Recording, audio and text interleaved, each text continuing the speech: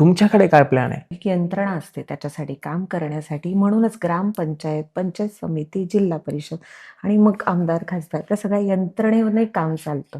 जर ह्या समस्या ग्रामपंचायतीच्या सदस्यांनी पंचायत समितीकडे, जिल्हा परिषदेकडून निधी आणायचं काम करायचं. जिथे खरंच गरज आहे, त्या ग्राउंड लेवलची काय समस्या आहे, सर्वप्रथम तर जाणून घेणं महत्वाचं आहे, की नक्की या विभागातल्या समस्या काय? नक्की तिथे कुठल्या प्रकारची अडचण येतीये? एखादा रस्ता बांधकाम करायचं असेल तरी कुठल्या प्रकारची अडचण आहे? का बरं? तर जर तिथे आता भरपूर आहे. आता गोष्टी पत्रव्यवहार असो, आंदोलन असो, भरपूर गोष्टींद्वारे आपण आपल्या समस्या वरपर्यंत नेऊ शकतो.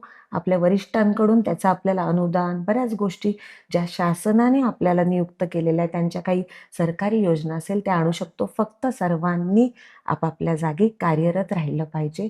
भरपूर प्रश्न सुटतील.